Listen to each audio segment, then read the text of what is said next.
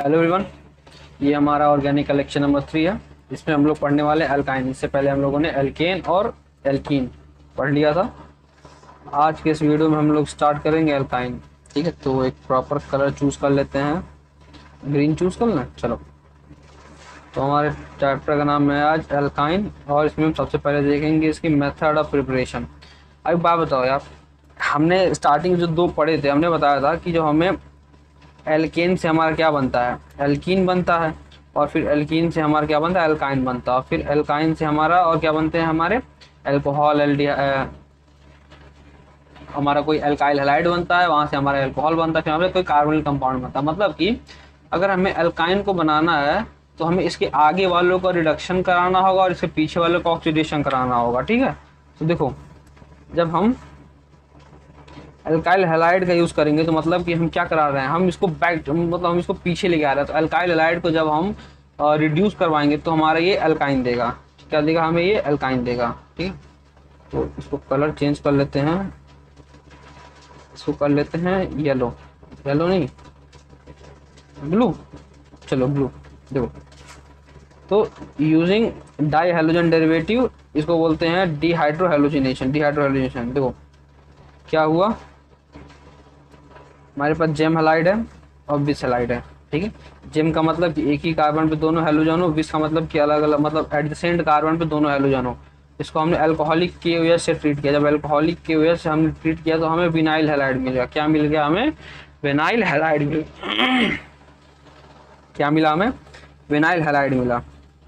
ठीक है, देखो विनाइल हैलाइड मिलता कैसे है कि एक हैलोजन और एक हाइड्रोजन, क्या, एक हैलोजन यहाँ से, एक हैलोजन यहाँ से, एक हाइड्रोजन निकलेगा और डबल बॉन्ड जुड़ जाएगा। ठीक है, तो हम यहाँ पे विनाइल हैलाइड का फॉर्मेशन हुआ।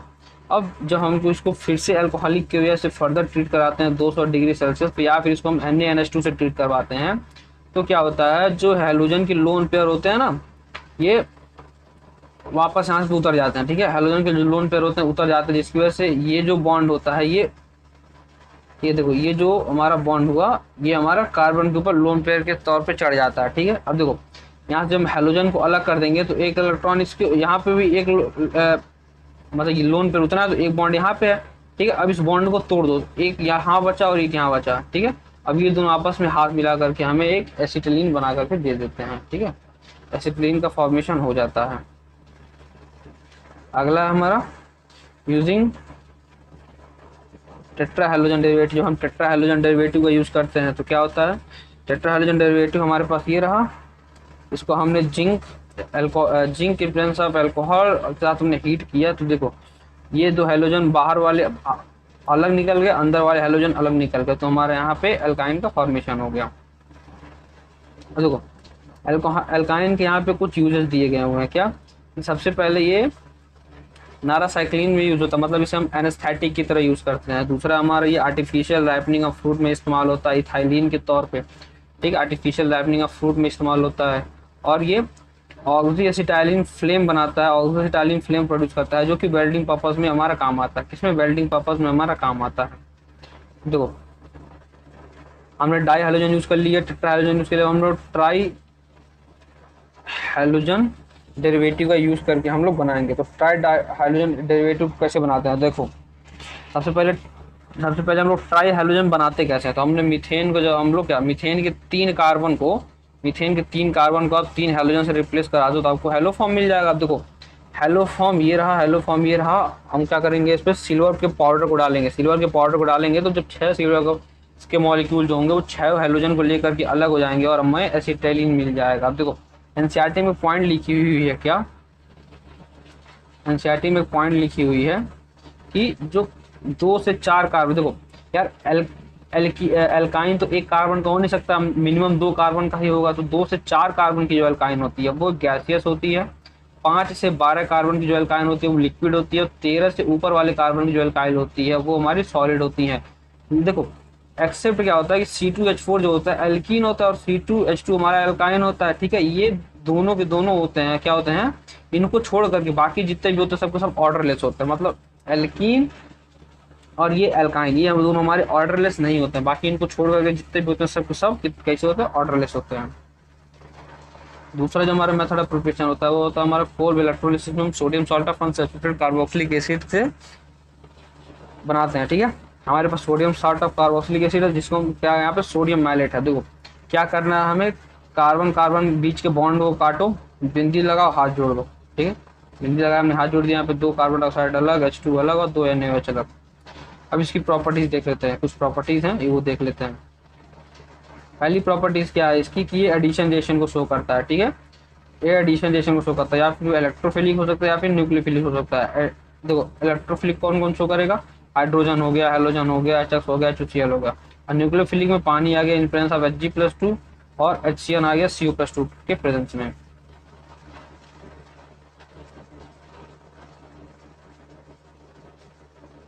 देखो अगला है हमारा इलेक्ट्रोफिलिक एडिशन रिएक्शन। कौन सा, इलेक्ट्रोफिलिक एडिशन रिएक्शन। इसमें क्या करते हैं हम लोग, एल्कीन जो होता है they are more reactive towards electrophilic addition reaction.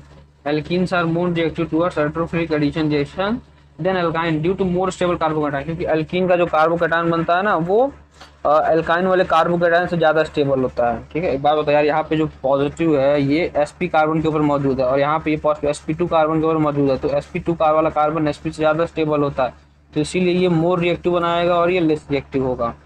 ठीक है, आगे इसके कुछ रिएक्शन दिए गए हुए हैं, एल्काइन के कुछ रिएक्शन दिए गए हैं वो देख लेते हैं।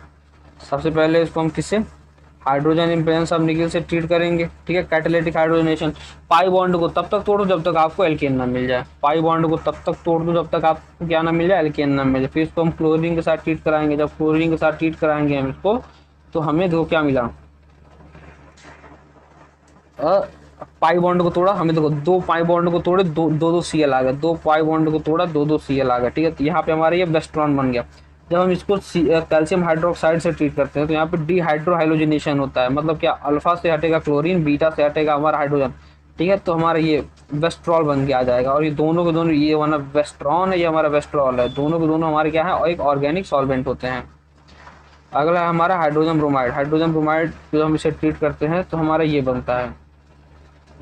ठीक है, हमने एक HBr लिया तो हमें यहाँ पे ये बना।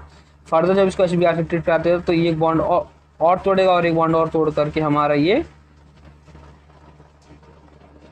जेम बनाता है। ठीक है, जेम डाइहाइलाइड का फॉर्मेशन करता है। लेकिन जब इसको हम लोग क्या HI के साथ ट्रीट करते हैं, जब इसको हम लोग HI के साथ ट्रीट करते हैं तो हमें ये बनाता है कि देता है।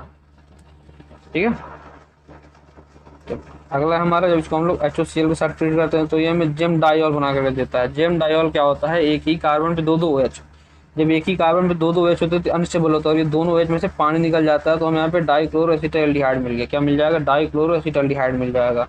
फिर से देखो जब यहाँ पे हमने 2 मॉलिक्यूल HOCl से ट्रीट किया तो हमें जेम डाइऑल मिला है, लेकिन जब हम इसे HOCl के साथ ट्रीट करते हैं तो हमें इनॉल मिलता है, और इनॉल क्या होता है, ये भी अनस्टेबल होता है, इनॉल भी अनस्टेबल होता है और ये फर्दर चेंज हो जाता है किसमें, मोनोक्लोरोएसिटाल्डिहाइड में। किसमें, मोनोक्लोरोएसिटाल्डिहाइड में, इसमें चेंज हो गया ये मोनोक्लोरोएसिटाल्डिहाइड। ठीक है,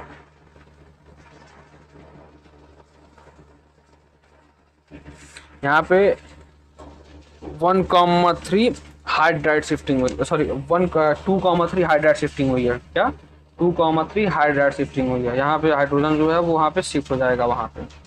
ठीक है, और ये जो इनॉल बनता है ये अनस्टेबल होता है। बात समझ में आ गई।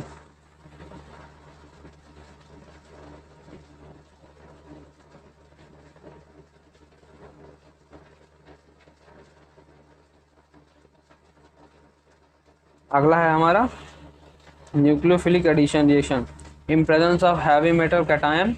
इसमें क्या होती है, जो इलेक्ट्रॉन डेंसिटी होती है ना वो डिक्रीज हो जाती है। इलेक्ट्रॉन डेंसिटी ये क्या करता है, इलेक्ट्रॉन डेंसिटी को डिक्रीज करवा देता है। पहला हमारा oxygen in presence of mercury, इसे बोलते हैं ऑक्सीमर्क्यूरेशन डीमर्क्यूरेशन। ऑक्सीमर्क्यूरेशन डीमर्क्यूरेशन इसे हमने एल्कीन के रिएक्शन में ही पढ़ाया था आपको।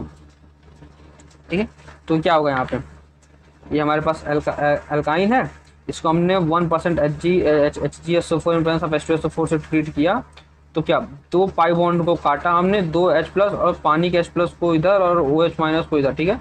दोनों हमारे क्या बोलते हैं, सिमेट्रिकल है, तो कहीं पे भी OH कहीं पे भी वो लगा दो, प्रोडक्ट हमारा यही बन करके आ जाएगा। देखो ये हमारा अनसिमेट्रिकल है, तो यहाँ पे क्या होगा, जो OH होगा वो पॉजिटिव वाले के पास जाएगा, मतलब जो स्टेबल बनाएगा, ठीक है। तो ये हमारा Hg प्लस लिख करके आ जाएगा या फिर इतना लिख करके आएगा, ठीक है। तो आप इसके अकॉर्डिंग क्वेश्चन को सॉल्व करोगे। तो जब ये लिख करके Hg2 प्लस लिख करके आ गया तो हमारा क्या बन गया, यहाँ पे पाई बॉन्ड को काटा, 2H इधर 2H प्लस इधर, तो हमारा ये प्रोडक्ट बन गया।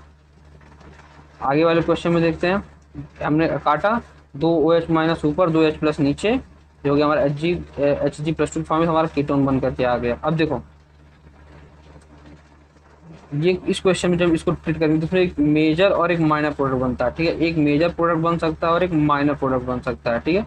मेजर प्रोडक्ट दोनों के दोनों कीटोन ही बनेंगे, ठीक है। लेकिन देखो इसे मेजर क्यों कहते हैं, क्योंकि ये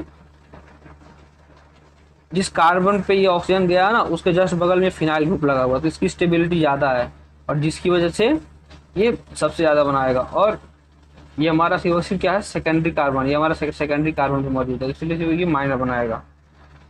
अगला है हमारा ओजोनोलिसिस, पढ़ाने की जरूरत है नहीं, ठीक है। ओजोनोलिसिस पहले से पढ़ा हुआ है, क्या, डबल पाई बॉन्ड को काटो, ऑक्सीजन को बांटो, बस प्रोडक्ट हमारा बन करके तैयार हो गया।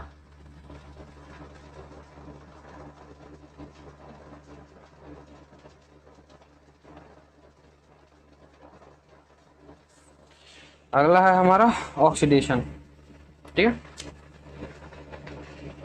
अगला है हमारा ऑक्सीडेशन, ये सबसे इंपॉर्टेंट होता है। तो ऑक्सीडेशन में हम क्या कराते हैं, सबसे पहले ऑक्सीडेशन कराते हैं बेयर्स रिएजेंट की प्रेजेंस में। बेयर्स रिएजेंट क्या होता है, 1% ऑफ अल्कलाइन की MnO4 होता है, 1% ऑफ कोल्ड अल्कलाइन की MnO4 कराते हैं, तो ये इसको ऑक्सैलिक एसिड में चेंज कर देता है, ऑक्सैलिक एसिड में इसको बदल देता है। यार बेयर्स रिएजेंट में क्या करो, पाई बॉन्ड को तोड़ो, दोनों को डबल डबल ऑक्सीजन बना दो, डबल डबल ऑक्सीजन दे दो, तो हमारा क्या हो जाए, ऑक्सैलिक एसिड बन गया।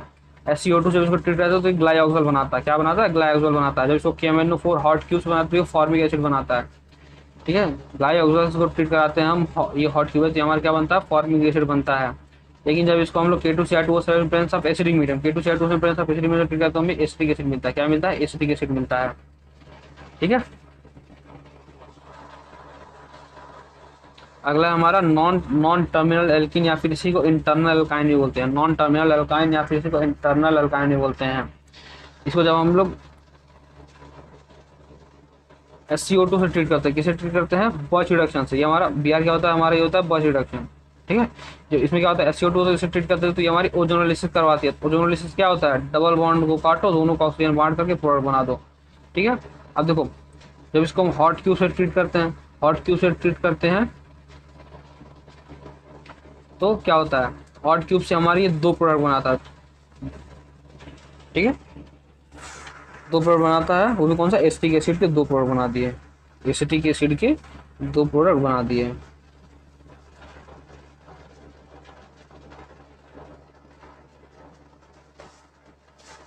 देखो जब ट्रिपल बॉन्ड, ये एक ट्रिक है, ठीक है, इसको याद करने की ये ट्रिक है, क्या, जब ट्रिपल बॉन्ड हमारा, मान लो कोई एक लड़का है जो कि नदी के किनारे, मतलब नदी के एक किनारे पे है, ठीक है, तो उसको आगे जाना है तो वो सिर्फ और सिर्फ एक एज की तरफ जा सकता है ना, आगे वाली, यार एक एज पे तो ऑलरेडी खड़ा है, वो सिर्फ वो दूसरे एज पे जा सकता है। लेकिन कोई लड़का बीच में तैर रहा है तो दोनों दो तरफ जा सकता है, चाहे तो वो इस तरफ जाए चाहे तो इस तरफ जाए। सिमिलर कंडीशन यहाँ है, अगर नॉन टर्मिनल एल्कीन है तो वो सिर्फ एक जगह, वो दो जगह जा सकता है, या फिर वो ओजोनोलिसिस करा करके ये प्रोडक्ट दे दो, या फिर वो हॉट क्यूब के साथ ये प्रोडक्ट दे दो। लेकिन अगर हमारे पास टर्मिनल एल्कीन है, ठीक है, तो इसमें हम चाहे ओजोनोलिसिस कराएं चाहे इसमें हम हॉट क्यूब डालें, ये हमें एक ही प्रोडक्ट देगा एंड में आकर के, ठीक है। क्या देगा, एक ही प्रोडक्ट। तो हमारे यहाँ पे मिल जाएगा हमें एसिटिक एसिड, एसिडोलेज मिल जाएगा, जो कि फर्दर, देखो अगर यहाँ पे जिंक डस्ट डाल दो तो ये हमारा बच जाता, हमने जिंक डस्ट डाला नहीं है तो ये फर्दर ब्रेड इसका टूट जाएगा, किसमें, कार्बन डाइऑक्साइड और पानी में, ठीक है। अगला है हमारा पॉलीमराइजेशन। तो पॉलीमराइजेशन यार हम पहले ही पढ़ चुके हैं, ठीक है। इसमें पहला है हमारा क्या है, डाइमराइजेशन। तो हम अभी यहाँ पे हम डाइमर बनाएंगे। डाइमर कैसे बनाते हैं, NH4Cl प्लस CuCl2 के प्रेजेंस में हमारे पास एक सबस्ट्रेट है, एक रिएजेंट है। सबस्ट्रेट हमारे देखो दोनों के दोनों एक, इसमें हम एक को सबस्ट्रेट मान लेंगे, एक को रिएजेंट मान लेंगे, दोनों हमारे सेम कंपाउंड है। इसको हमने ट्रीट किया तो हमें यहाँ पे क्या मिल गया, विनाइल एसिटाइल मिल गया। देखो still double bond is more reactive for electrophilic addition reaction, but HCl molecule adds across triple bond due to formation of more stable conjugated product. ठीक है, देखो डबल बॉन्ड जो होता है वो ट्रिपल बॉन्ड से तो ज्यादा रिएक्टिव होता है, लेकिन HCl जो होता है वो मार्कोनी का रूल के एडिशन के थ्रू जुड़ता है, जिससे क्या बनता है हमारा एक मोर स्टेबल कंजुगेटेड प्रोडक्ट बनता है। ठीक है, तो हमारा स्टेबल प्रोडक्ट क्या बना यहाँ पे, क्लोरोप्रीन बना, और इसी को नियोप्रीन भी कहते हैं, जिसको मोनोमर या मोनोमर ऑफ सिंथेटिक रबर होता है। क्लोरोप्रीन हमारा मोनोमर ऑफ सिंथेटिक रबर होता है। ठीक है, इसको नियोप्रीन भी कहते हैं।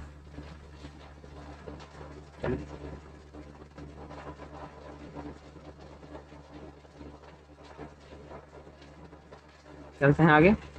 इसमें क्या है, हमारे पास आइसोप्रीन है। ठीक है, ये हमारा एक मोनोमर है, जब इसको हम कई मोनोमर आपस में जोड़ देंगे तो हमारा ये पॉलीमर बनाएगा। ठीक है, अब देखो ये पॉलीमर दो तरीके हो सकते हैं, चाहे तो ये सिस पॉलीमर बना देगा या फिर ये ट्रांस पॉलीमर बना देगा। सिस पॉलीमर देखो क्या होता है, ये जो मिथाइल ग्रुप लगा हुआ है ना, ठीक है, ये जो मिथाइल ग्रुप लगा हुआ है और ये जो इसके फिर यहाँ से जो ब्रांचेस निकलेंगे, जो यहाँ पे इसके यहाँ से साइड जो इसकी ब्रांचेस निकलेंगे, देखो अगर ये ब्रांचेस सेम साइड पे हैं, ठीक है, मतलब ये ब्रांचेस अगर सेम साइड पे हैं, देखो दोनों ब्रांचेस नीचे हैं या दोनों ब्रांचेस ऊपर हो, सेम साइड पे हो, तो ये हमारा सिस आइसोमर बनता है। क्या होता है, मोनोमर और नेचुरल ये वीक होता है, जब इसको 5% सल्फर के साथ ट्रीट करते हैं तो ये वल्कनाइज्ड रबर बना देता है, और अगर 20% सल्फर से इसको ट्रीट करते हैं तो इसको इवोनाइट कहते हैं। ट्रांस आइसोप्रीन क्या होता है, जिसमें ये दोनों ग्रुप जो हैं, देखो जो फ्री वैलेंसी है, ये दोनों अपोजिट डायरेक्शन, इसे हम लोग गट्टा पाचा भी कहते हैं। ठीक है, अब मोनोमर ये आर्टिफिशियल रबर होता है, जिसे कहते हैं हम लोग गट्टा पाचा। ठीक, अगला है हमारा ट्राइमेराइजेशन।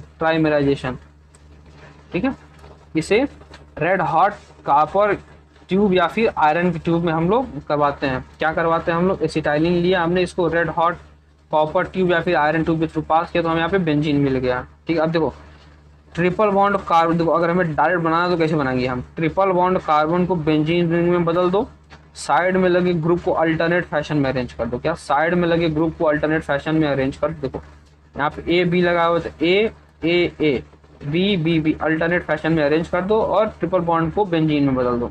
जैसे यहाँ पे प्रोपाइन लगा हुआ है, ट्रिपल बॉन्ड को बेंजीन में बदल दो, CH3 हमारा एक ग्रुप है, CH3 को अल्टरनेट पोजीशन पे लगा दो। जैसे कि ब्यूटाइन लगा हुआ है हमारा, ट्रिपल बॉन्ड को बेंजीन में बदल दो, CH3 को अल्टरनेट पोजीशन पे ऐड कर दो। ठीक है, देखो हमारा क्या है, और इसके बाद हम पढ़ने जा रहे हैं अपने कुछ स्पेशल रिएक्शन। ठीक है,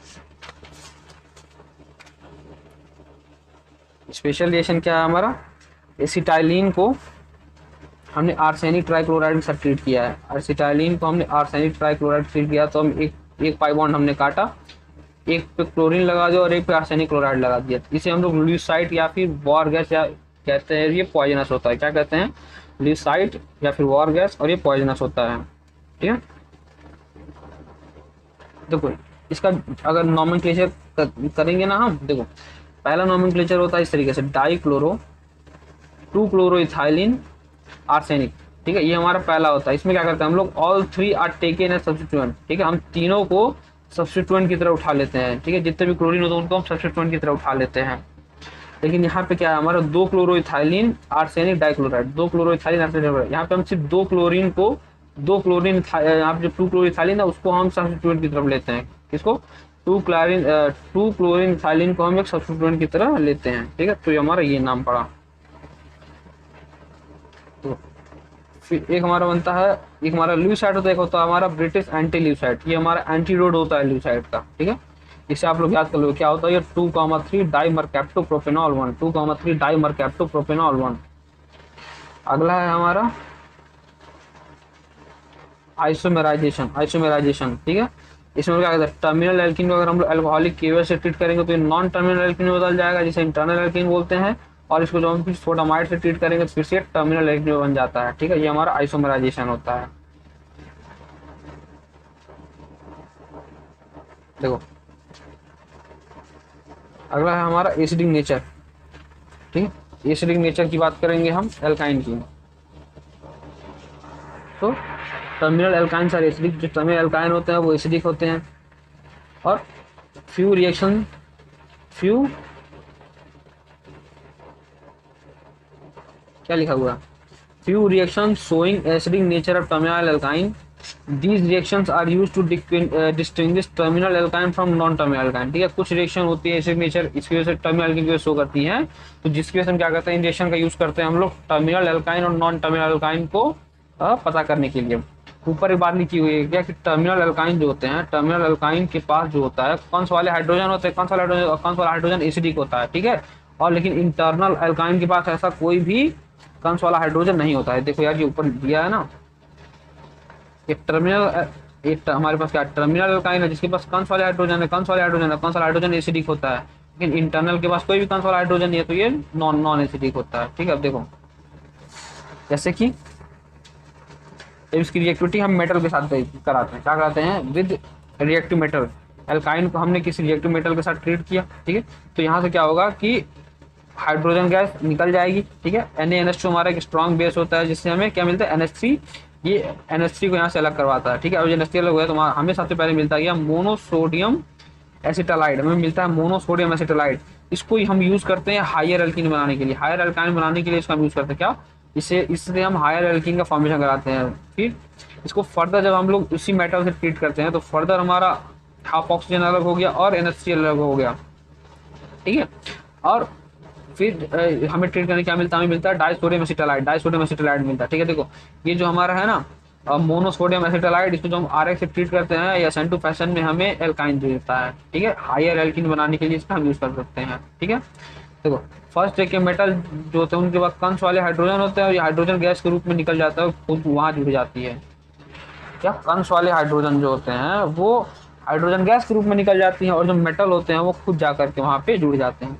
monosodium acetylide is use to form higher alkyne, वही बात पहले लिखी हुई थी ऊपर ही।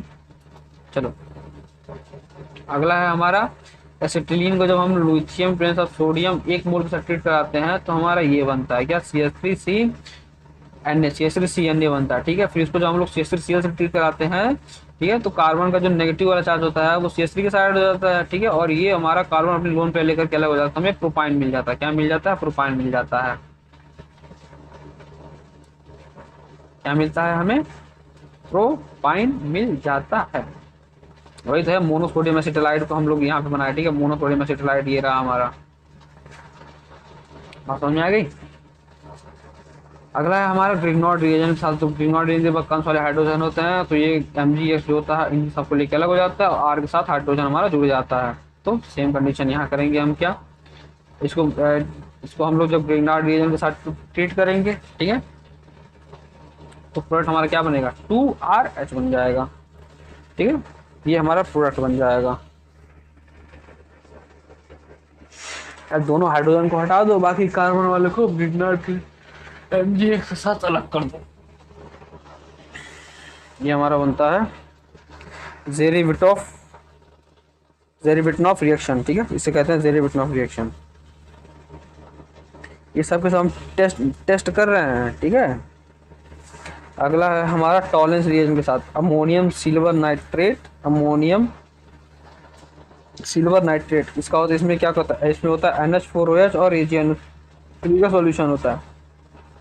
क्या करता है, कंस वाले हाइड्रोजन को सिल्वर से रिप्लेस कर देगा और सिल्वर का सॉल्ट बना देगा। क्या कर देगा, ये कंस वाले हाइड्रोजन को सिल्वर से रिप्लेस कर देगा और सिल्वर का सॉल्ट बना देगा। देखो ये रहा, कंस वाले हाइड्रोजन को सिल्वर से ये रिप्लेस कर दिया और हमें एक silver acetylene white PPT acetylide white silver बना दिया और इसको जब एसिडिफाइड करा देंगे तो फिर से हमारा वो अलग हो जाएगा, ठीक है।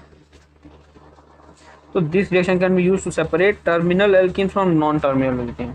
टर्मिनल एल्कीन से नॉन टर्मिनल एल्कीन को सेपरेट करने के लिए हम इस रिएक्शन का यूज करते हैं। अगला है हमारा चौथा रिएक्शन, क्या है, इसको हमने अमोनिकल क्यूपरस क्लोराइड से हमने इसे ट्रीट किया, ठीक है। तो क्या बना, यहाँ पे हमें कॉपर का एक सॉल्ट मिला, कॉपर एसिटालाइड रेड फॉस्फेट। देखो ये सिल्वर वाला वाइट PPT देता है, कॉपर वाला रेड PPT देता है, फिर से उसको एसिडिफाइड करेंगे तो फिर से हमारा प्रोडक्ट जो होगा मिल जाएगा, ठीक है।